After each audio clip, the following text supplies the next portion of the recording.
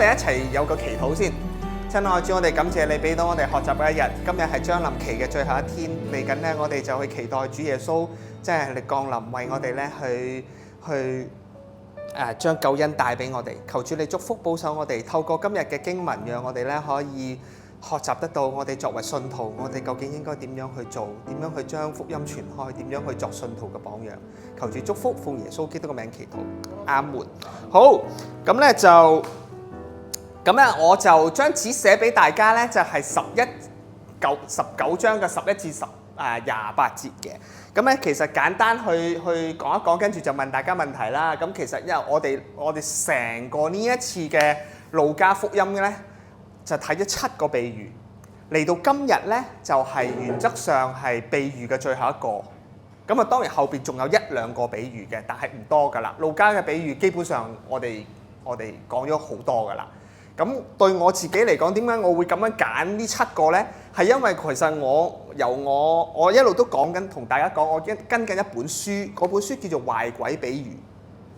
咁就係我其中一位老師啊，曾思翰博士咧，佢寫嘅。咁我就自己好中意佢嘅書。咁其實咧，一路由我喺沙浸大組去到諸聖嚟到呢度咧，我就一路係講緊嗰本書嘅。咁我每一次講嘅比喻我都拍咗片，所以嚟到今日咧，就係我最後一幅拼圖啦！我講埋今日就係我成本書嘅比喻都講過晒啦。咁就我嘅路加福音比喻，我就大功告成。咁我以後我就會講其他嘅書卷。所以呢個就係我一路嘅路加福音嘅過程。咁而我睇嘅過程入邊咧，我都好想同大家分享就係點解我會揀呢7個出嚟咧？因為你發覺唔係嗱，你又感覺好似一連串，但係其實又好似分開。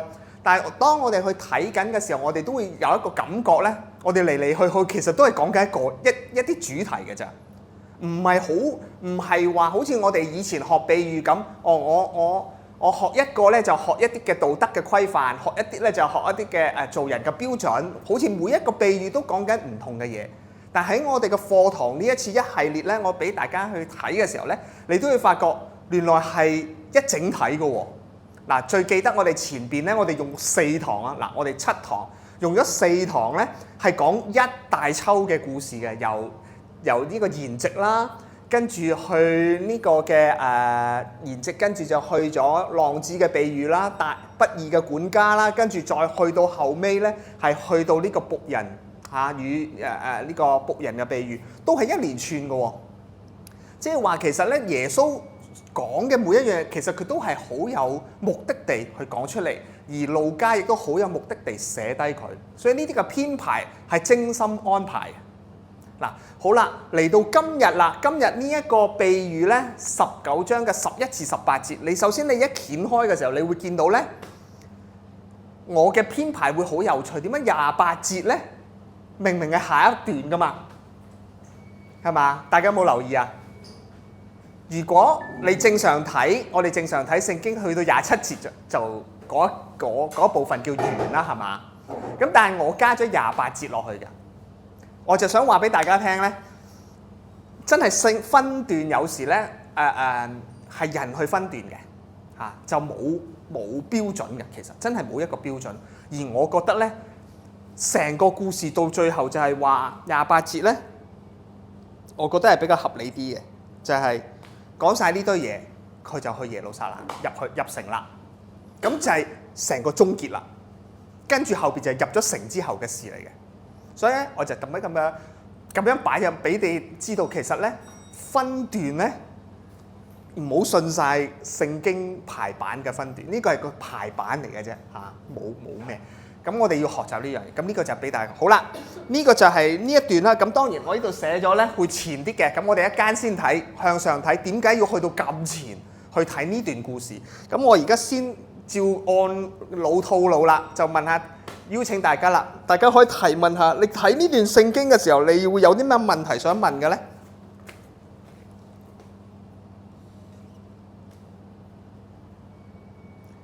耳熟能詳㗎，因為路加又有，馬太都有，但係我哋而家睇緊係路加福音嘅，係啦。咁你睇嘅時候，你自己嗱一定有睇過㗎，呢啲一定會拎出嚟講㗎啦。咁你攞咗呢啲嘅本錢咁啊嚇，咁啊大家睇呢段有咩嘅問題你想問㗎？係啦，呢個就係和修本咧，就係10錠銀啊。如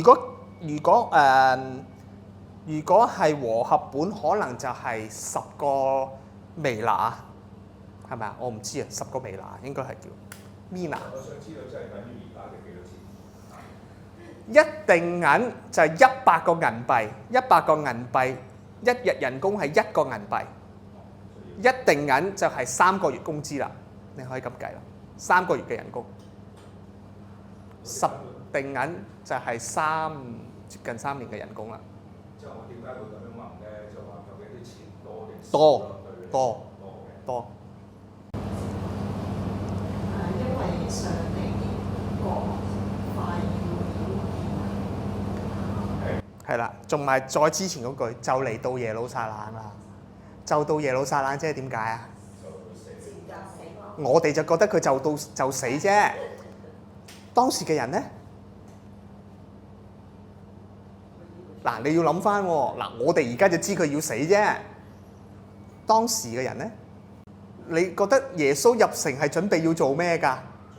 做王啊嘛，發達嘅時候到啦。仲有咧，嗱開少少咯喎，開始有啲嘢嘅喎，即係話佢而家有啲人對佢有 expectation 喎，而家就要唔係咁㗎，跟佢講啊，即係唔係咁㗎。好，仲有咧，雲太問一個問題咧，呢個比喻咧，大家睇就好似係一個派才能咁啊，以前都有類似啊，但係有冇一啲特別嘅地方係你覺得，咦係佢講多咗嘅咧？有啲語句係多咗嘅喎，例如呢一版已經有啊，呢句就其他派5000、2000、1000都有講嘅。14㗎。嚇14嗰個不願意這個人作。係啊，呢句啊，你唔覺得呢句好奇怪嘅咩？我覺得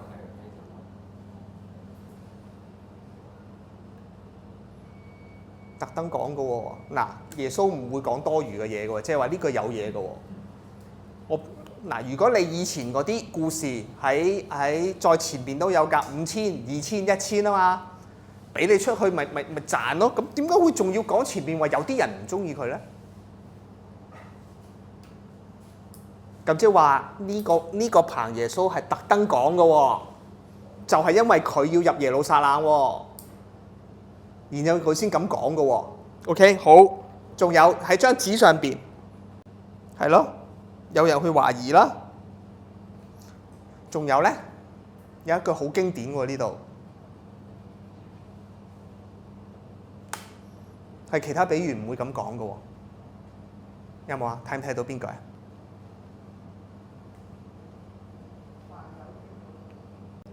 呢個都未，呢個都會講過。27啦。至於我那些仇敵，不要我作他們王的，把他們拉出來，在我面前殺了啊！你唔覺得耶穌點解會咁講嘢嘅？耶穌唔係一個慈愛大男孩嚟嘅咩？邊個唔妥我，懟冧佢咁樣喎？你而家可唔可以見到睇多咗？平時唔覺嘅呢句係咪啊？平時唔覺㗎，我哋睇呢個就好直入咧。又係呢啲5000、2000、1000啦。總之咧，做多俾你嘅，咪做多啲賺多啲咯。咁就 OK 㗎啦。即係我哋不嬲都係睇嗰 part 㗎啫嘛。喂，而家唔係喎，後邊仲有下文㗎喎。你反佢啊，殺你喎！嗱，呢一個就係我哋會睇到嘅嘢啦。好。就係27嗰度咯，點解你好似正話你話齋咁，作為一個慈悲耶穌點解會講呢句説話？如果我答你就好簡單嘅啫，雲生。邊個話耶穌慈悲㗎？聖經上記載。耶穌有冇惡嘅時候先？佢惡嘅時候係點惡先？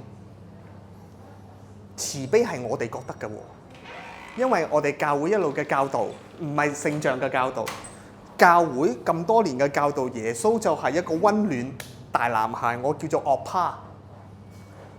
惡趴，你睇韓劇就知啦，大哥哥啊，即係咧為你遮風擋雨係嘛，為你咧流眼淚就攞紙巾俾你抹眼淚。喂，耶穌會好惡嘅喎。佢唔係淨係暖男嘅喎，你睇下佢鬧法利賽人鬧得幾狠，禍哉禍哉嗰啲，嘛有8福有8禍喎，記唔記得啊？講完8福，將來有8禍嘅喎，唔係咁簡單嘅喎，即係佢可以好慈愛，但係佢可以好嚴厲嘅喎。你又唔係一個雙面人，佢由始至終都係好一致嘅。其實公義，你行喺公義入邊，佢咪慈愛咯。你唔行公義，佢係講到明嘅喎，佢冇妥協過嘅喎，從來都冇妥協過嘅喎。你唔悔改，佢唔妥協嘅喎。仲有咧？其實咧，我有一個問題啦。以前睇嗰啲都係啦，夏才能嗰啲都係。我覺得嗰個佢收埋咗嗰個咧，我覺得佢冇咩唔妥喎。咧嗱，譬如好似而家我哋自己都係啦。你話啊，呢啲錢你將佢投資，咁有風險㗎嘛，唔係一定賺㗎喎，會蝕㗎喎。咁我哋保守嘅就話，好啦，穩穩陣陣啊，就咁定期就算啦，我唔會買股票啊，唔會嗰啲。咁我覺得呢個人佢買埋佢都冇乜唔妥喎。有冇人答到啊？聖經有冇答你啊？呢一度呢個我哋用投資嘅想法係好合理嘅，但係有冇人答到啊？海玲嘅問題係咪唔想睇你個嘗試嘅心態同佢個心意係咩咧？究竟係懶啊、嘗試啊、未分明定點咧？即係唔了解個主人嗰個想要嘅嘢咯，但係呢次唔係佢嘅。仲有冇其他？方基可以。即係啲錢唔係佢嘅，但係人嘗試咧，其實個主人想睇下你係咪懶人咧嗰個，即係我自己。但係佢個想法咪就係如果我拎咗去做生意事業，我點算咧？因為啲錢係個主人嘅嘛，唔係佢嘅嘛。你用咁嘅心態。即係如果係第二個睇，可以咁睇咯，我自己覺得係。因為我你個 concept 點諗過啊？點解佢會即係會收埋咧？即係如果係我驚蝕晒喎，但可能另一方面主人就係俾你遠離你蝕，如果試你而家唔試咧，即係好似浪費咗你嘅才能啊！佢想你可以傳出嚟嘛咁咯。即係想試下佢。即係想試下將佢發揮佢才能，攞去即係上堂又好，學嘢又好，其他錢啊，咁可以嘗試咯。你而家嘗試都唔嘗試，擺喺個土地度，係咪懶咧？會有同機械嘅還是咩咧？咁所以咪埋沒咗你嗰個才能咯。即係人哋有好多才能嚟，咁咪冇好運用咧。佢好仁慈，有啲彈琴我專登我又彈琴，咁咪嘥咗咯，係咪？彈琴唔好。即係類似上你俾我好多錢同一次你嘛，或者唔走咪我唔用咪嘥咗。唔該晒啊！嗱喺呢個位咧，或者我咁講啊，即係解答下師姐。因為咧，我哋成日咧，我哋世俗人咧，成日諗住投資咧，就係應該係有賺嘅，咁就賺到翻嚟，即係話我擺一定能有翻10定5定咁嘅投資。但不過咧，咁我哋嘅報告，咁我哋咧，即係我哋即係向天國，即係或者我哋作為基督徒嘅，我哋嘅投資咧，就唔係話投資喺現世嘅投資嗰方面。正如方基咁講啦，即係話我哋投資係應該係響永恆嗰方面嘅。即係話咧，如果我哋咧有一定能力嗰度咧，我哋咧乜嘢都唔做嘅話，即係方基話我哋乜嘢都唔做，根本其實咧我哋咧個人咧都有佢個才華嘅，有佢個才能㗎嘛，唔能夠即係話個個即係話個個都做 CEO， 冇人去掃街嘅話，咁你街度咪有垃圾咯？記唔記得以前咧有次咧？唔收發泡膠嗰陣時，咪滿地下都成條街都係啲發泡膠喺度嘅。咁所以話咧，即係話咧，我哋咧而家咧耶穌呢個比喻咧就係話，如果我哋咧作為咧俾錢你咧，即係俾一瓶銀你咧，就係意思咧就話咧，我哋睇緊投資咧唔係我哋世俗人嘅所講投資，即係我哋要喺投資喺我哋個天國永恆嘅榮耀喎，或者咁講啦，就係話咧我哋咧每個到我哋咧呢個上帝或者主耶穌咧差遣我哋做嘅嘢咧，我哋唔好即係唔好去吝嗇啊，即係等有我哋嘅位份嘅，即係話要擺，即係擺去邊度都好，就算係蝕咗都好咧，只要我哋咧能夠係做過、參與過，即係耶穌個，即係希望就係咁樣，即係話得唔得？唔該晒，尹生啊！我再問多少少，你覺得呢篇嘢係咪真係講緊投資咧？嗱，呢篇嘢即係嗱，我哋嗱點解我哋會用咗投資呢兩個字嘅？大家有冇嗱？我先跳開少少，點解我哋會用投資角度去睇緊呢篇嘢嘅？回報咯。因為我哋以往睇同埋教導都係覺得上帝俾你咁多，你就要俾翻幾多，呢個係一個投資嘅概念嚟㗎嘛。我而家就問一個問題就係，呢個係咪真係講緊投資咧？呢個就係我嘅問題。但係你睇真啲，佢係咪真係同佢講叫你投資？其實睇真啲好似唔係喎，因為投資嘅標準或者個量度效成果咧，係應該就係你如果投資，我俾嘢你投資，我對你嗰個期望就係最後我睇嗰個結果啦。我對你有期望，你會有啲咩俾翻我啦？嗱，呢個係投資嘅角度啊嘛。但係呢一個篇嘢入邊咧，呢個主人咧，佢係咪用一個投資嘅角度去做咧？第15節嗰度話要知道他們做生意賺了多少喎。係嗱，做生意賺了多少？呢個係一個睇佢點樣做。但係我想講嘅係咧，你如果睇晒佢成個佈置到最後嗰個嘅時候，佢係咪淨係講緊嗱？我想講嘅，佢呢個故事形容緊係一個投資嘅方式。但係我想呢個故事本身係咪講緊我哋講緊用投資嘅角度去諗呢件事啊？我想講嘅係嗱，一間我哋會翻嚟，我哋會 cover， 我哋會睇深啲。其實呢個故事講緊乜嘢嘅？係點解呢個故事會擺喺我呢抽嘢嘅最後邊咧？咁一定有個原因嘅。點解我叫你睇咁大抽咧？而佢係擺喺最後咧？咁佢有佢嘅原因。咁我哋一間可以睇啊。好，咁首先啦，我哋嘅開段咧。呢個開段當初係點樣講咧？我哋翻去18章嘅第8節，當時18章嘅第8節咧，好早之前㗎啦，已經係嗰陣我哋都講過嘅呢一大抽入邊，而到最後咧，耶穌就係講完一大輪嗰個係僕人嘅比喻，當時係啦，嗰個窮寡婦。寡婦同法官嘅比喻之後，講完一大輪之後咧，最後佢就爆咗呢一句嘅第8節。第8節就係話咧，我告訴你哋，他很快就要為佢哋伸冤。然而人子來嘅時候，能在世上找到這樣的信德嗎？嗱，呢一個係一切嘅開始嚟嘅，即係話我喺邊度可以揾到咁嘅信心？嗱，當時係形容緊咩咧？嗰個比喻係講緊個寡婦。用不住嘅土，即係不斷嘅去揾嗰個不義嘅法官，求佢去伸張正義。咁最後個不義嘅法官都頂佢唔順啦，就幫佢伸張正義啦。咁呢個故事當時嘅教導咧，我哋雖然冇講，但係我哋提過下咧，就係呢個故事就係想，既然不義嘅法官對住一個寡婦日日咁樣哀求，去扯住佢，佢都願意出嚟同佢伸張正義，更何況天上嘅父。公義嘅父唔會為佢聽禱告，去為每一個百姓伸張公義咩？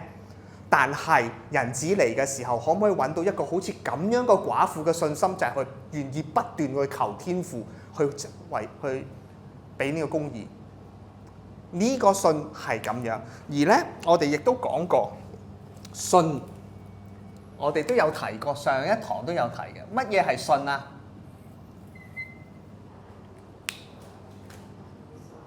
信心，信心即係咩？呢個係我哋教會，即係唔係聖像啊？即係喺教會入邊，我哋成日都講啦，又有信心，要信。咁信係咩嚟？大家都信耶穌噶啦，呢度全部。咁咩係信先？嗱，你哋每一個人都信耶穌噶啦。啊，我知道。你嘅信耶穌嘅信即係咩先？應該每個人都答到我嘅喎。如果唔係，我好懷疑嘅喎，唔好嚇我喎。咩係信先？譬如耶穌話，聖經話你要有信心，咁即係咩啊？倚靠即係咩啊？咁信心同倚靠有咩關係？咁呢個就係信心產生出嚟嘅嘢啫喎。咁即係咩啫？信咯，咁即係咩咯？賺錢咯。我想問乜嘢係信？佢會幫我俾1蚊，佢會幫我賺10蚊。咁你哋仍然都未答我信本投身。資嘅角度啊，我信佢會幫我賺錢。咁我信佢，因即係為信者得永生啊嘛。咁我咪就係靠住呢句嘢咯，唔係水牛啊，永生啊。嗯。信係咪認同？係咯。以前我唔會有咩永生，唔會有永生呢個字嘅。嗯。會唔會係用耶穌嘅標準去處事咗，唔係跟人嘅標準？嗱，或者我修正少少先，我哋而家大家講緊咧，即係如果用英文會容易啲。嗱，大家咧，我相信一啲事係嘛？睇唔睇到啊？綠色，相信，大家講緊嘢都係相信嘅嘢嚟嘅啫。咁如果我哋講緊信咧，係信心啊嘛，信仰有信仰背景，有信仰嘅含義喺入邊噶嘛，聖經入邊嘅嘢嚟噶嘛，聖經入邊嘅信心即係咩啊？聖經話你要有信心嚇。呢個係11章。信好，讀嚟聽下。信是所望之實底，係未見之事嘅確據。嗯，非常好。未見之事嘅實底，所見之事嘅確據，係啦。咁即係咩啊？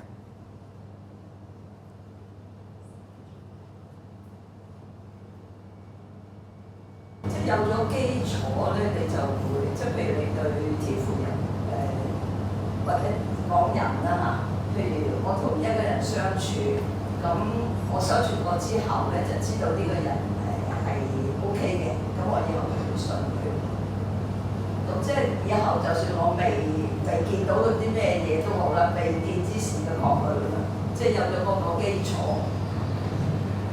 就會信啦。嗱，首先咧，要講嗰陣希伯來書講嗰個咧，信心係未見之事嘅實底，所見之事嘅確據啊嘛。嗰個係形容個信心嗰個，你睇到佢係點樣？嗱，我想同大家點解我要咁樣問咧？喺耶穌嘅時代，即係我哋要翻去嗰個文化，究竟佢講緊嗰個信心係啲乜嘢？因為我哋諗緊嘅咧，係好呢隻啊！我哋成日諗嘅咧係好希臘式㗎。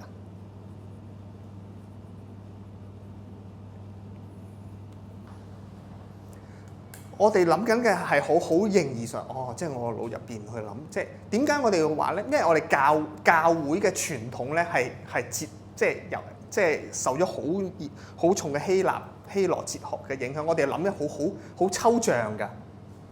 我哋諗嘅信心係，總之咧就係就頭先講咗未見之事嘅實底，所見之事嘅確據，咁即係咩啫？係嘛？或者係好形而，總之咧，我哋咧係完全咧唔質疑嘅，唔去點樣嘅，完全個心擺上，即係你好抽象。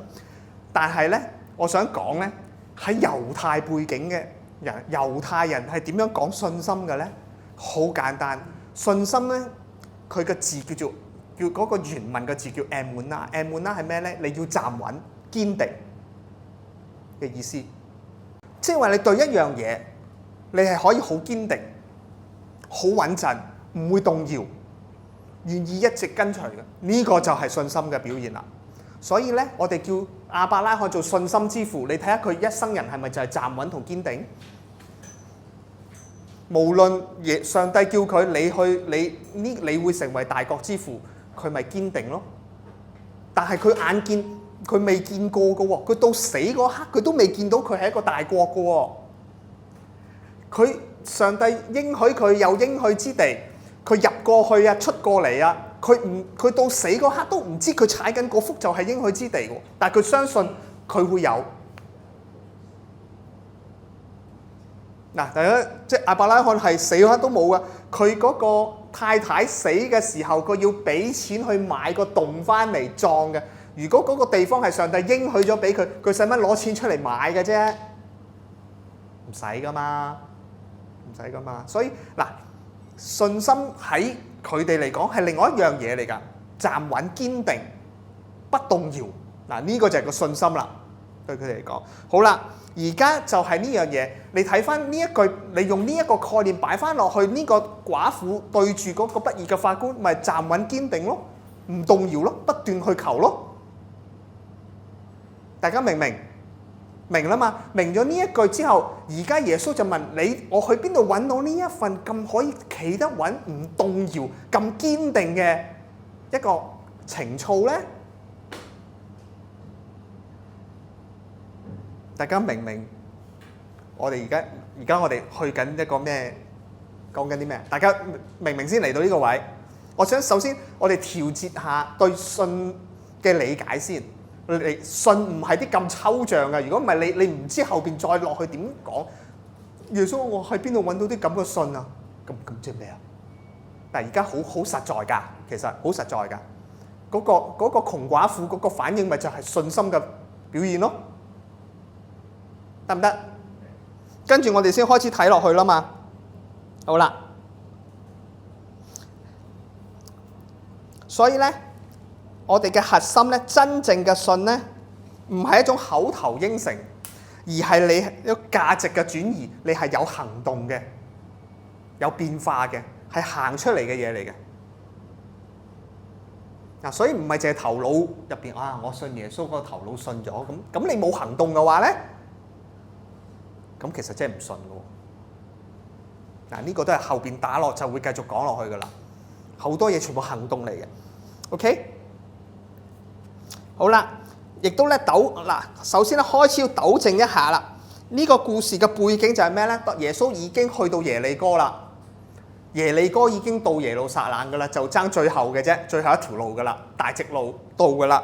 咁嚟到呢一刻咧，所有嘅群眾都覺得哇，呢個彌賽亞嚟噶啦，跟住佢冇死啦，因為一入耶路撒冷代表咩咧？佢要作王噶啦，個個都係諗緊呢樣嘢嘅。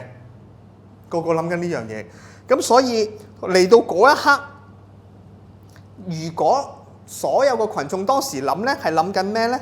哇！耶穌直頭係軍事領袖，我哋要推翻羅馬政府啦，可以對佢嚟講，佢哋係諗緊呢啲嘢，就係因為咁樣，耶穌知道佢諗緊乜嘢，所以就嚟到耶路撒冷嘅時候咧，先至講咗一件咁樣嘅比喻。個比喻就係咩咧？嗱，我哋再翻去睇一次。咁咧就係有一個貴族從遠方去，有一個貴族往遠方去 ，OK， 即係去好遠嘅地方，為咗要攞一個皇位，然後咧就會翻嚟噶啦，即係話佢會走嘅喎，跟住佢就叫咗10個僕人嚟，俾咗10錠銀，就係你哋去做生意，等我翻嚟，即係話有空窗期嘅喎，明啊？呢個故事形容緊啦。但係佢本國嘅百姓咧，即係自己有就好憎佢，打發使者就隨後講：我哋唔希望呢個人作我哋嘅王。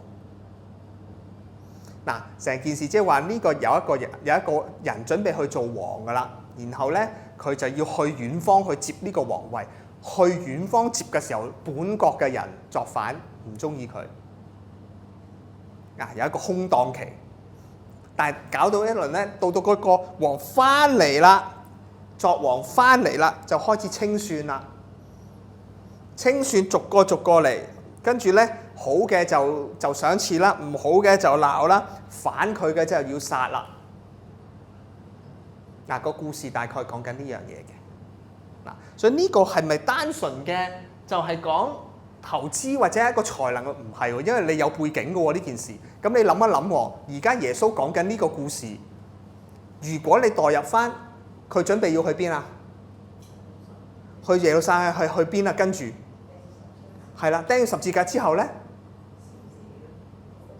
復活，跟住咧係升天咯，跟住咧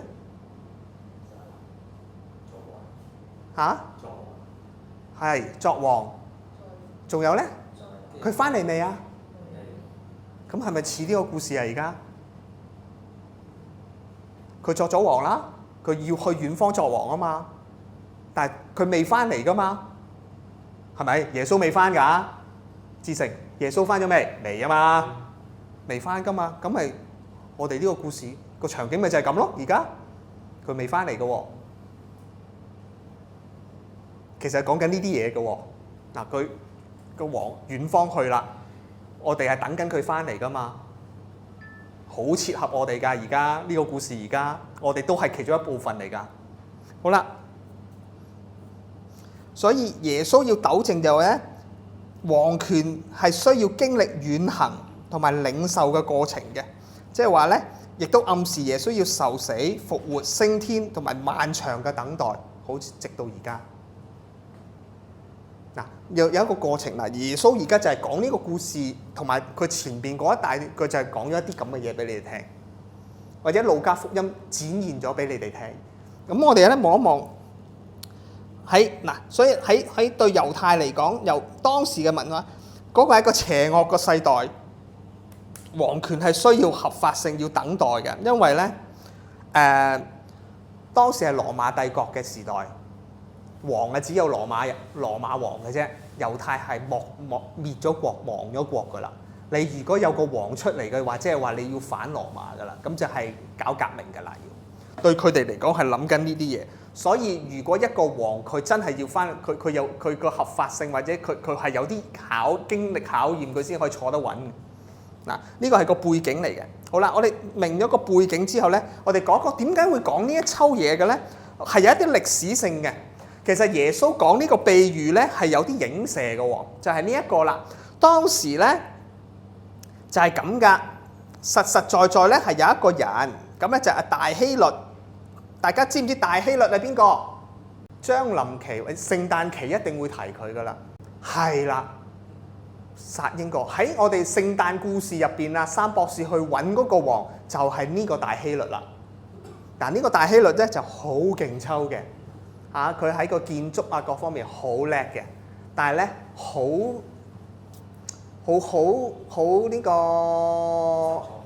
嫉妒嘅，咁咧好忌人哋咧去搶佢皇位嘅，所以咧佢啲仔咧都不得好死嘅到最後，因為啲仔係即係有啲人甚至咧係講笑話咧，即係呢個，因為佢同呢個凱撒皇帝好 friend， 個凱撒皇帝笑啊大希律。做你隻豬啊，都好過做你啲仔啊！個原因係點樣？因為猶太人唔食豬噶嘛，所以豬係永遠唔會死噶嘛。但係做佢個仔咧，係會有機會俾佢殺噶。所以做下希律隻豬都好過做希律個仔，就係咁解啦。咁咧好啦，呢個大希律就係咁樣，大仔又俾佢劏，係啦。咁好啦，佢死咗之後，就有幾個仔啦。幾個仔你開始咧就要去搶皇位，咁咧佢哋已經皇位，因為佢本身佢哋只係一啲分封王嚟嘅，諸侯王係羅馬俾佢先有得做嘅，羅馬唔俾佢係冇得做，所以喺呢個位咧，咁啊其中亞基老咧就要去羅馬嗰度求阿凱撒咧封佢做皇位，封佢做王，咁所以佢就要去遠方去羅馬，咁啊呢個王咪走開咗咯，好啦。但係咧，亞基老咧就唔得民心嘅，所以啲群眾啊、國民咧就好唔想佢做皇位，所以就走去羅馬請願。嗱，個故事就係咁樣個場景嚟嘅，係咁樣嘅。好，亦都暗示咧，即係深層啲嘅暗示就係咧，佢嘅皇權同樣要面臨好激烈嘅敵對。嗱，當時亞基路係咁，而家耶穌引一個咁樣個故事講翻咁個場景，其實一聽大家都知㗎啦，一講就明㗎啦。佢哋全部都明嘅。哇！即係話嚟緊嘅呢個王，你都可能要有啲過程喎。就係咁樣嘅。所以就係咁樣㗎啦。嗱，呢個就係成個故事嘅搭建嚟嘅。所以我哋再睇呢個故事咧，就唔係一個單純講投資俾才能你咁簡單嘅嘢嚟㗎啦。因為佢講緊係我去邊度揾呢個信啊嘛。咁而家個王未翻嚟，你可以企穩得幾耐？係咪大咗啊？成件事而家開始越嚟越大咯。我哋見到呢個唔係就係夠到俾5000你，或者俾一定你賺幾多嘅問題，係個王未翻嚟。你有冇信心堅定等佢翻嚟嘅問題嚟嘅喎？因為講咗我喺邊度揾呢啲信心出嚟啊嘛。OK， 得唔得？嗱，未講完嘅，我哋會繼續去豐富翻成件事究竟發生緊乜嘢事。好啦，我哋講下嗱，呢個我哋簡單嘅解釋嘅個呢定銀紙入邊咧，頭先講咗啦，一定銀或者一個微拿係啦。一個微拿咁咧叫 minas， 咁咧就大概100日嘅工資度，即係3個月度啦嚇。咁而咁樣係顯示咧係具備相信佢哋啦，俾得佢即係預佢係得㗎啦。如果唔係唔俾佢啦，係咪？即係而家個家主唔係話是但就俾㗎嘛，俾得你就預咗你係得㗎，唔得就唔會俾你啦。即係話你應該俾得你就應該得㗎啦。好啦。跟住咧個指令咧係好簡單，要你去積極做生意，就唔係去保管。所以呢件事咧就唔係講緊你賺幾多嘅問題，係你做同唔做嘅問題。嗱，我講多次啊，其實呢個係好緊要。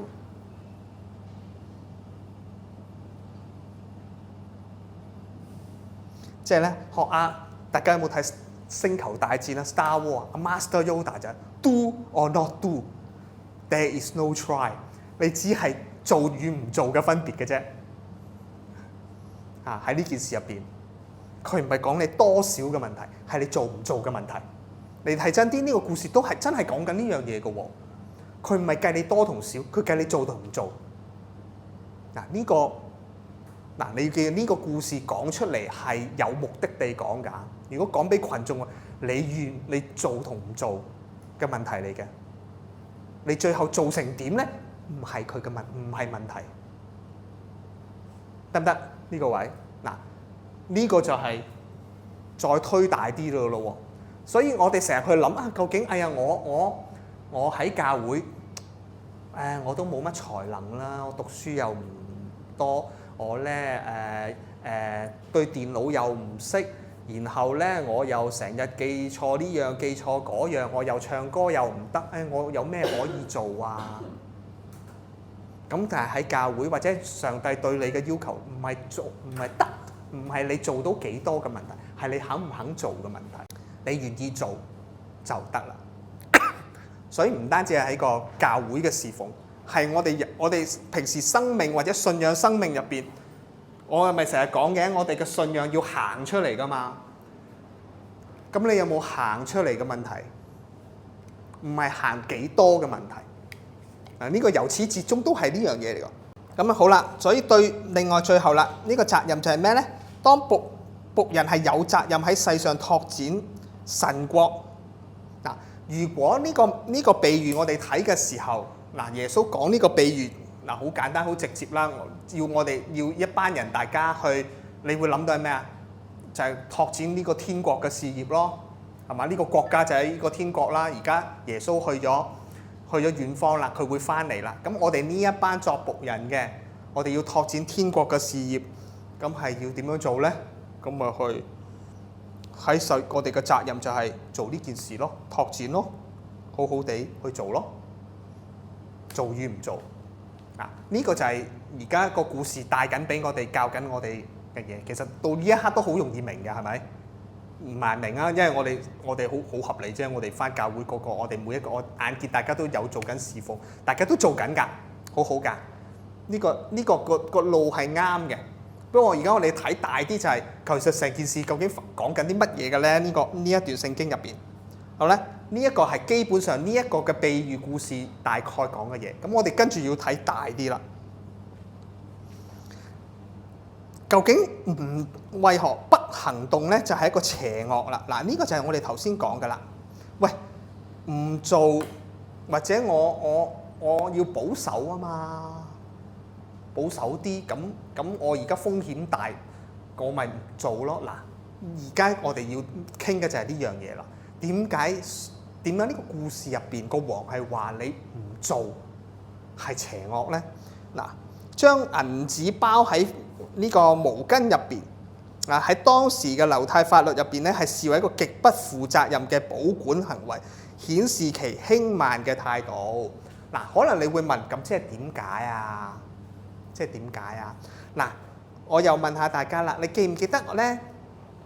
另外一個故事咧，應該就唔係路加福音嚟嘅，我記得係馬太福音嚟嘅，就係話咧，俾你5000，俾你2000，俾你1000，記唔記得啊？5000嗰個咧就賺咗5000翻嚟，2000嗰個賺咗2000，1000嗰個做咗啲咩啊？埋落地下。你知唔知點解埋落地下？埋落地下係有巧妙㗎。嗱，呢樣嘢咧，你唔識個背景咧，你係真係唔知點解嗰個家主會鬧得佢咁行㗎。因為咧喺嗰個時代，如果你將啲嘢或者你將人哋嘅嘢，譬如我借咗方基嘅嘢。咁我要保存噶嘛？如果我如果唔見咗，後來我唔見咗方基嘅嘢，我要賠翻俾佢噶嘛？嗱，呢個原則係咩啊？以牙還牙，以眼還眼嘅原則啦。我唔見咗佢嘅嘢，我咪要賠翻俾佢咯。好合理啊，係咪？不過有一個例外，如果你將佢埋喺地下咧，交俾土地公去處理咧，唔見咗係唔使負責任嘅。呢個係佢哋嘅文化。係。嗱，所以嗰個家主點解咁興？我俾你1000，你將佢埋落地下，你係咪即係話唔見咗都唔關我事㗎？你明唔明個原因係咁樣啊？所以個家主咪興咯。你咁不負責任？嗱，嗰個係嗰個故事 ，OK？ 所以埋落地下係咁解嘅。埋落地下絕對係一個不負責任嘅表現嚟嘅，就唔係為咗我好好地保存嘅表現嚟嘅。好啦，嗰個係嗰個故事嚟到呢度啦，呢度啊仲衰，佢唔係埋落地下，佢就咁攞布包埋啫，仲衰，因為咩咧？一個罪，你咁多嘅錢，你淨係攞個手巾包住佢。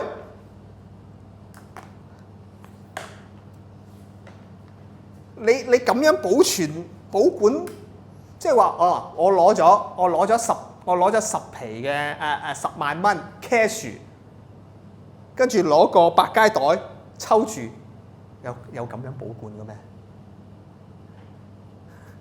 你明唔明咁嘅意思喎？攞咗10萬蚊嘅現金都幾沓啊，10萬都10沓啊，都咁厚啊，10萬應該都有啊嚇。就咁攞個百佳袋包住就算啦，跟住擺埋一邊，有咁樣嘅咩？所以係一個不負責任嘅保管行為嚟㗎。即係話呢個人本身已經好輕視呢樣嘢啊，好輕視啊！佢絕對唔係重視緊嗱。如果你重視咧，個家主唔會興㗎嘛。你係好不負責任地去保管緊佢嘅嘢，咁佢就會好嬲啦。係講緊呢樣嘢嘅，大家明咯？而家開始即係嗱，兩個故事咧都係兩個同類嘅故事，帶俾嗰個人其實佢唔係佢嘅不作為係因為佢係好消極不作為，佢唔係真係為咗保險或者係減低風險嘅問題，佢真係懶啊，同埋不負責任啊！好啦，所以家主最後嘅咁嚴厲啫，點解要咁嚴厲咧？喂，你如果覺得高風險，你咪擺銀行嗱。當時就唔係銀行嘅，佢係講緊一啲係保管嗰個原文嘅字係保管錢財嘅個台，嗰個台專門攞去保管錢財，即係有利息生嘅。不過現代譯係譯銀行嘅都啱嘅，呢個冇問題嘅嚇，都係咁譯噶啦。喂，你咪擺啲穩陣嘅地方咯，好好地擺嗱，你擺喺嗰個所謂銀行都係一個安全好嘅環境，你擺喺嗰度咯。你唔好就咁啊嘛，大佬。咁我家主梗係興啊，個王梗係嬲啊。喂，唔係少錢喎嗰度，唔係少錢喎。OK， 好啦，所以咧喺呢件事入邊咧，唔係你做同唔做嘅問題啦。唔係話你出咗去做到幾多業績翻嚟嘅問題，係你唔肯做啊！你唔肯做啊，係嗰個問題啊！嗱，如果係咁樣嘅話，對比起我哋今日嘅信仰生活，咁就大文章咯喎！我哋都攞咗上帝唔少嘢啊，咁多位。即係我都聽過各位都有時都會講下上帝喺你身上即係唔好講我哋係啦，我哋都成日都有時分享啦，我哋好感恩嘅事項啊，上帝喺我哋身上做咗啲好嘅事情。咁跟住咧，咁我哋又會點回應嘅咧？或者係我哋身邊嘅人我哋見到好多時候我哋身邊又有好多感恩嘅事項嘅。咁跟住咧，有咩行動啊？跟住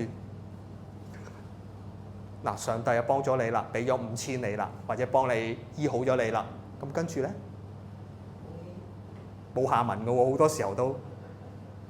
你有冇留意我哋身邊啊？嗱，唔好講我哋自己人啦，即係咁樣唔好。我哋大部分聽嗱。你聽下大部分我哋嘅見證故事都聽上帝咧祝福咗我最後生意好咗，上帝祝福咗我身體好咗，係嘛？我哋成日都聽呢啲故事。我聽咗之後咧，以前我好感動嘅，我聽耐咗之後我就會問一個問題，咁跟住咧，嗱，上帝救咗你啦，咁上帝當初點解要救你先？咁你做咗啲咩咧？之後你點回應上帝俾你嘅對你嘅呢一個嘅神蹟奇事咧？呢個醫治咧？嗱，嗰個就係同呢個有關係。你有冇做嘢嘅問題？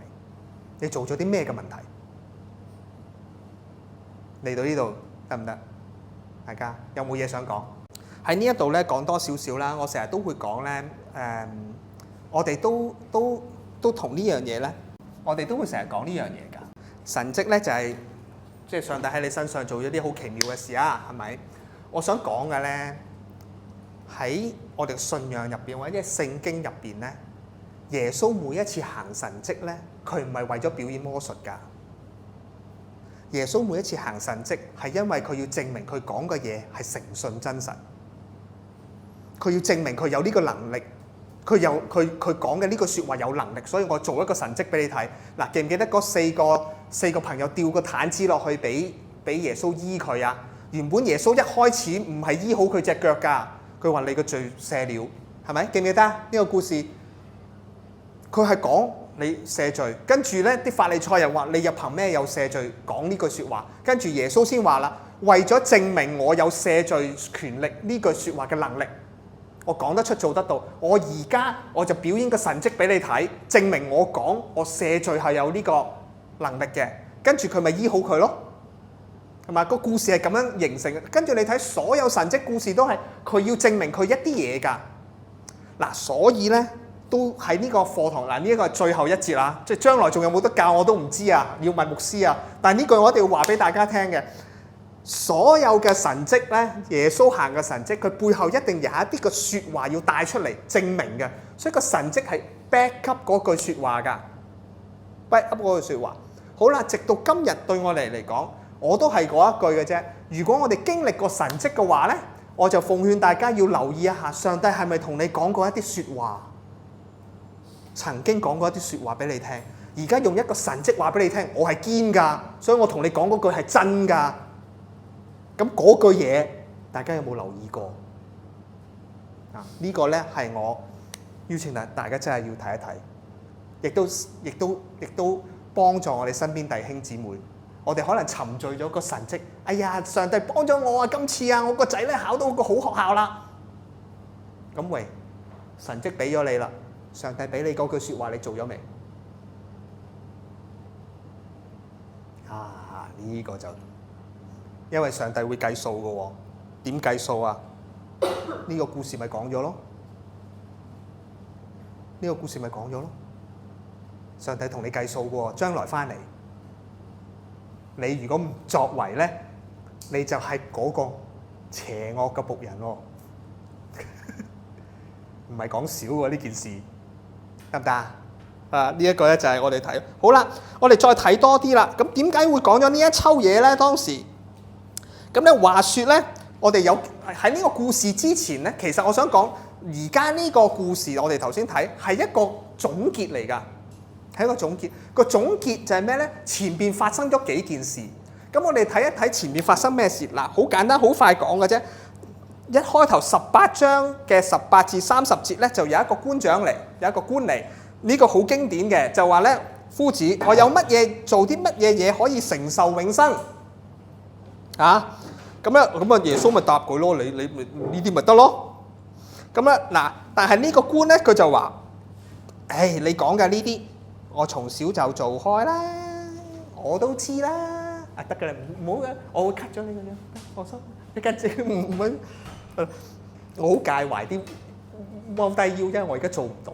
你見我咁樣挨住一路，係咯？我從小都做開嘅啦，係嘛？咁但係耶穌一聽你咁講嘢，好咁串嘴，整多句俾你，咁你變賣所有啊？你變賣所有分俾窮人跟隨我。咁跟住個官就走咗啦。點解？因為佢嘅產業很多。嗱，我成日都係講嗰句，多唔係問題。真係多唔係問題，很多係一個問題。點解你很多啊？你冇憐憫咯，你冇照顧身邊嘅人，你積累咯，所以你咪很多咯。嗱，所以呢個係個聖經一粒字就爭好遠㗎啦，係咁樣解。咁而家就嗱，好，你要承受永生，你點樣做啊？你嗱。而家耶穌就講咗一個咁樣嘅時候，跟住耶穌就講啦，見到佢好憂愁。嗱，喺呢個位咧都要同大家講，呢個夫子嚟問佢係問佢嘅，真係嚟，唔係試探嗰個嚟嘅。咁其實佢都有啲心，因為佢咧從小都遵守啦，即係個底子都不錯啦。咁但係咧，當佢知道佢達唔到個標準，佢走咗啦。你有冇留意耶穌係冇叫翻佢翻轉頭㗎？即係嗱，有啲人我喂，即係佢唔係耶穌，唔係嗰啲，喂，你翻嚟賣唔晒，唔可以賣晒，唔緊要，你跟咗我先，賣一半先，跟住先，邊跟邊做，邊跟邊賣。耶穌有冇妥協過啊？喺呢件事冇妥協過。嗱，呢個同樣嘅對我哋嚟講咧，即係我哋有啲可能新信主嘅人，或者係都冇出，或者我哋身邊嘅弟兄姊妹，喂，佢真係有啲嘢佢真係做唔到，或者做得唔好。喂，我可唔可以咁啊？我可唔可以咁做啊？我可唔可以咁樣做啊？或者我咁樣得唔得啊？或者具體啲，喂，我好忙㗎，我一個月我返得1次教會㗎咋，返唔到我唔信啊！或者喂，咁我哋可能唔緊要，返住先，1次都好啊，好過冇啊。或者唔睇聖經啊，唔緊要啦，得閒睇下啦。喂，平時做唔到好行為唔緊要啦，得閒做下得㗎啦。可能我哋心入邊，我哋都將個尺度放寬咗啊。總之你肯信咪得咯，你肯返教會咪得咯，你肯信耶穌咪得咯，係嘛？我哋妥協咗嘅，但係耶穌係唔妥協㗎。耶穌唔妥協㗎，所以我話耶穌好嚴厲咯。你走啊，走，唔緊要。跟住佢先話：唉，有錢人進天國何等嘅難。呢一句就冇駱駝穿針眼啦。有錢人進天國好難。跟住咧，但係咧，如果願意為上帝撇下房屋、妻子啲，今生沒有今生，即係沒有不在今生得到百倍，而且來世得永生。你願唔願意為上帝捨棄你而家今生你呢一堆嘅嘢？你好好地跟隨上帝，唔好咁多嘢講，咁你就有得着啦。嗱，耶穌冇妥協㗎喺呢個位，佢唔會話唔緊要啦，你賣唔晒，賣一半啦，冇啊。但係我哋對待我哋身邊弟兄姊妹咧，我哋好多位妥協咗㗎，包括對我哋自己都妥協咗啊，都會有㗎。喂，我真係平時嗱，我以前聽過咧，喂，我唔睇聖經㗎，啊，即係唔係呢度啊？我唔睇聖經㗎，我一掀開咧，見到啲字我就瞌眼瞓㗎啦，我唔睇㗎。有呢啲人㗎喎，咁但係唔睇唔得喎。咁上帝要晝夜誦讀啊嘛，聖經講㗎嘛。如果你咁樣，你諗清楚你要唔要信先啦。如果你信耶穌，你話俾我聽，你跟耶穌，你信耶穌，你唔肯睇聖經，我唔知上帝點同你溝通喎。啊，呢啲位啊，即係所以我都希望提醒大家，即係呢個唔會講呢啲咯。好啦，跟住講咗啊嗱。耶穌搭咗呢個棚出嚟啦，有呢件事講咗嗱，究竟有嗱，如果你哋邊個為上帝撇下房屋、妻子、兄弟、父母、兒女嘅，咁冇你就會有你嘅得着嗱，沒有不在今生得着百倍更多嗱，係咪真係實質有咧？唔知㗎，你諗下啦，錢就有得多倍數啫，父母點樣多倍數啊？嗱，老婆都仲可能你可以有幾倍啊？房屋你可以有幾倍啊？兒女都可以有幾倍啊？父母你冇得幾倍噶嘛？所以你就知呢句係一個形容誇張形容嚟㗎啦。即係話你願意放低嘅今生嘅嘢，你將來你得着更多嘅嘢咯。嗱，呢個就係呢一句咁樣解啊！即係唔好抽住，喂，你開咗個餐單，你話明你有加倍嘅喎，咁點解冇話？唔係咁解嘛。好啦，嗱，跟住啦，你可以得着更多嘅時候，佢後邊嗰幾個人咧就出現啦。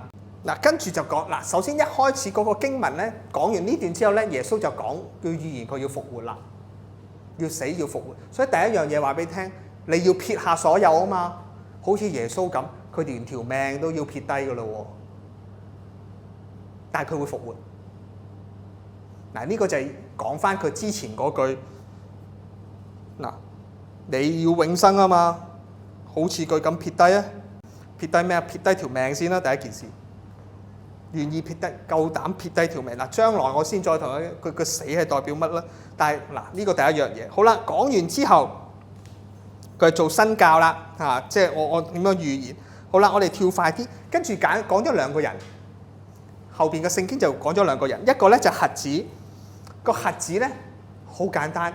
一個社會嘅邊緣人，個邊緣人咧肉眼睇唔到，但係群眾嘅打壓入邊咧就喺度睇準咗，佢睇準咗耶穌嚟啦，佢係大衛嘅子孫，所以就嗌啦，我要看見。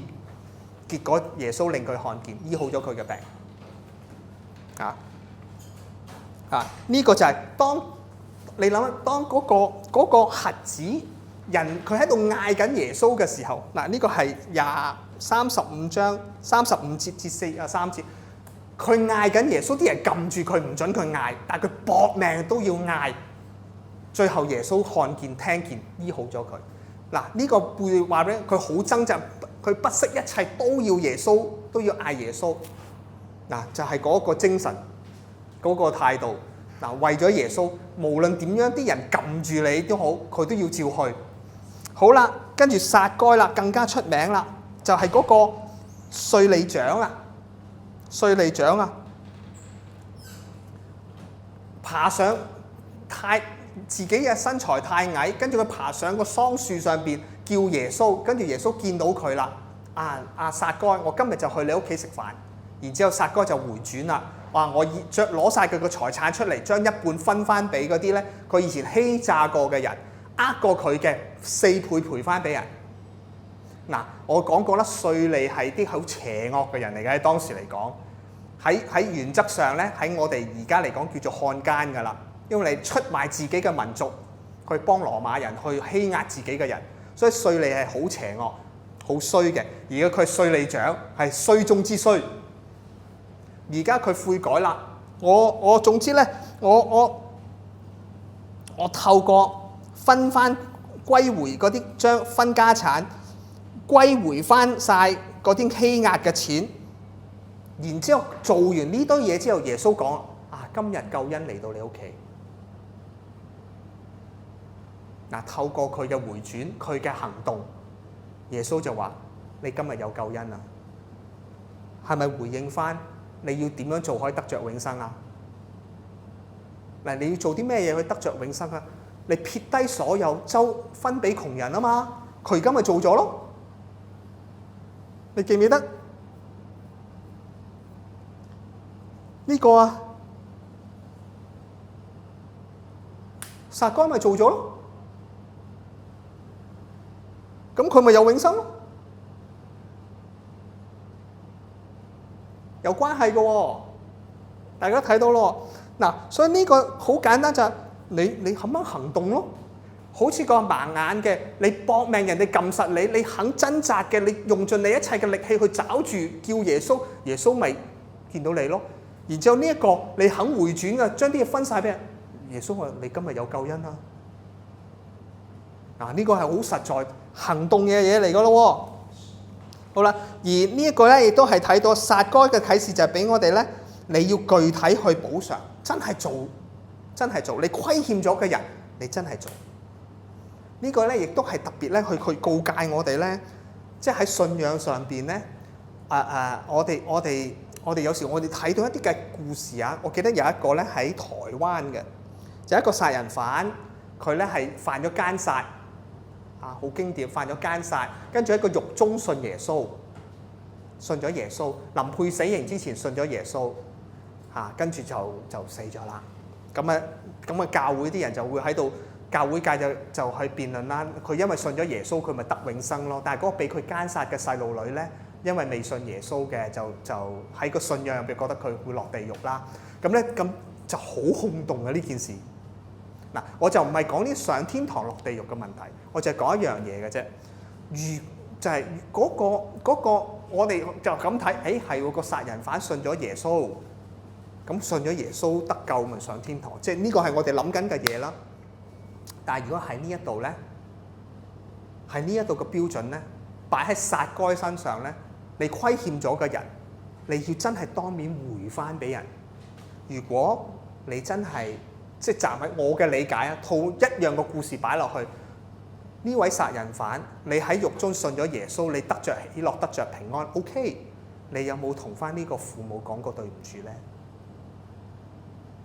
係同佢哋當事人講，唔係話我而家已經咧得着永生，我而家重生咗啦，我而家做咗好多好行為，又做咗好事，我咧去探呢個戒毒所啦，我又去派飯啦，呢樣嗰樣。但係你虧欠過嘅人，你從來冇同佢講對唔住，唔 OK 嘅喎，喺呢個故事入邊，唔 OK 嘅喎，一單還一單。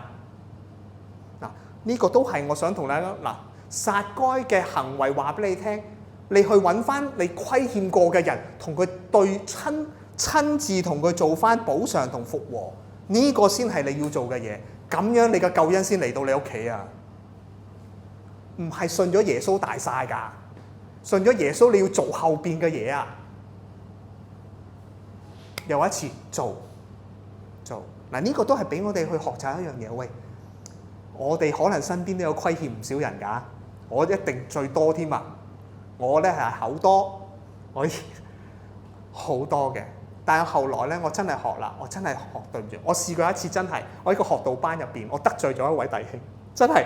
其實我講嗰句説話係一個好叫做 bloody true 啊，即係咧一個好殘酷嘅事實，我講咗俾佢聽，佢好受傷害。我當場同佢講對唔住，真係要。佢好嬲啊！當時我真係追出去同佢講對唔住，全部人睇住我同佢講對唔住。後尾我多謝佢俾翻個機會，佢原諒我啦。但係就係要做呢樣嘢咯。嗱，我唔係次次都有咁嘅勇氣，但我感恩嗰次上帝俾我有呢個能力做咗呢件事。後尾我同呢個弟兄好 friend 㗎，好開心。我每一次翻諸聖見到佢，我哋攬頭攬計，好開心。但係我心諗，如果當日上帝唔俾呢個勇氣，我講對唔住，我諗我真係冇呢啲咁嘅機會嘅後來。嗱，呢個都係鼓勵大家。嗱，我做過一次啫，我唔係話我成日都做到。希望呢個經歷都可以鼓勵到大家做。俾啲勇氣做一啲以前我哋冇膽去做嘅嘢。好啦，最後啦，好短去 round up。好啦，呢個故事講晒啦，其實，所以我哋睇翻就係到撒該講完呢個故事之後咧，我哋就先至翻去再前邊。我哋而家明晒所有之後咧，你再睇下呢個故事係個總結啦。嗱，而家呢個家主離開啦，要做嘅嘢，要交代嘅嘢講低晒啦。嗱，跟住你要做噶咯喎，到佢翻嚟嘅時候，我同你算賬，你有做幾多，冇做幾多，就係咁啊！所以呢個係個算賬嘅故事嚟嘅。前邊講晒啦，你要得着永生啊嘛，有呢系列你要做嘅嘢，你肯回應嘅，你咪有咯，你咪得到報酬咯，個天國嘅價值就係天國嘅報酬咯，你冇做啊！哇！然之後最大啫，仲有一單敵擋佢嗰啲咧，敵擋佢嗰啲咪就係當時嘅法利賽人咯。咁喺呢度話呢班友殺咗佢，不得好死。個故事係講緊呢啲嘢嘅。嗱，而家成個總結個故事好啦，我哋睇得明啦，我哋就翻去啦。呢篇書信咧，我都講啦，係寫俾呢位仁兄叫提亞非羅。提亞非羅仲記唔記得係咩人物啊？有錢，點有錢法？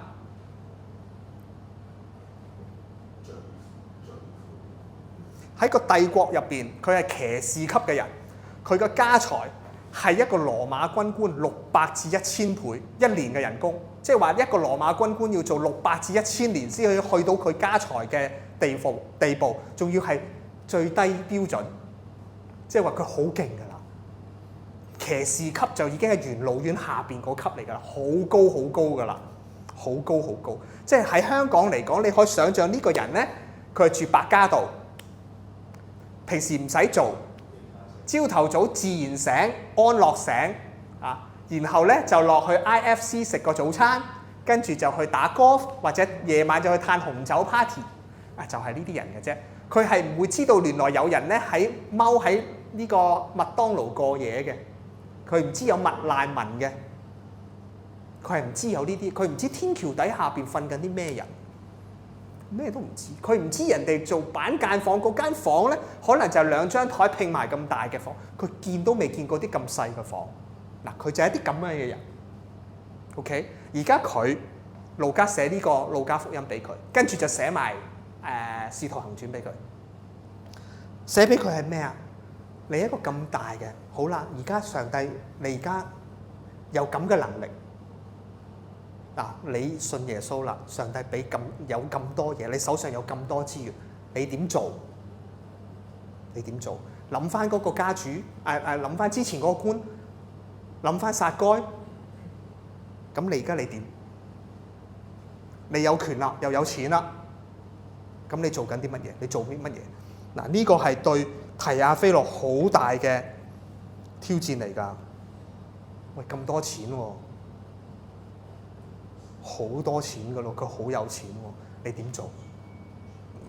路加俾佢挑戰唔細㗎，對大家嚟講，叫你俾一半出嚟分晒佢，得唔得啊？我諗都好難啊！好難啊，係啊！我唔逼大家，可能大家我已經多過一半啦，係嘛？咁都恭喜你啦！咁但係唔容易喎，做呢件事，對越多嘅人要佢嘅一半係越痛噶嘛，同埋我得少少啊，冇乜所謂啦，反正係爛命一條咁樣。但係佢唔係啊嘛。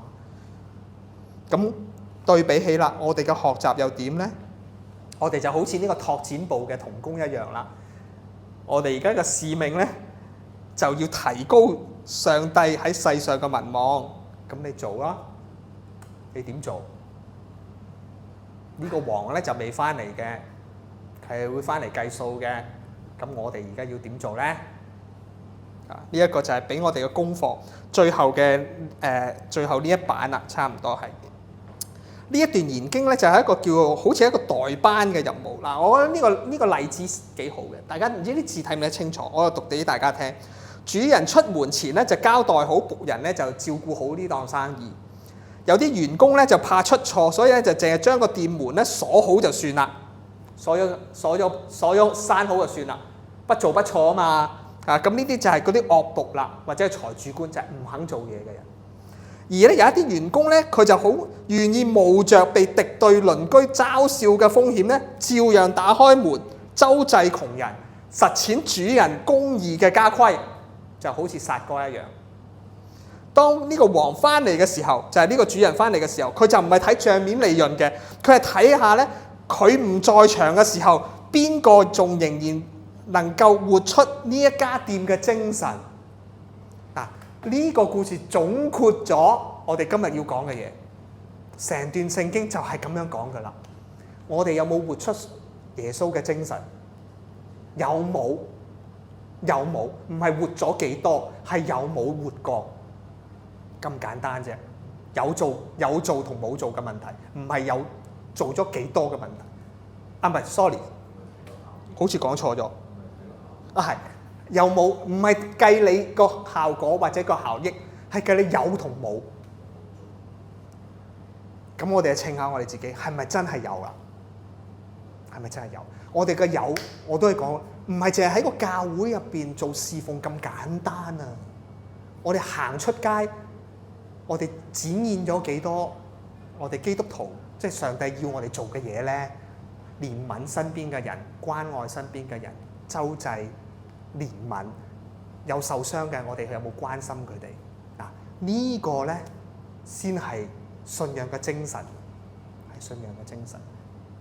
係啊，所以我特別咧好欣賞咧，譬如阿允生你哋去做嗰啲咧，去探訪嗰啲即係癌病啊，佢哋真係好需要被關愛，陪伴佢哋。你係咪醫好佢？醫唔到啊，但係你陪佢啊，佢可能就係要呢啲㗎咋。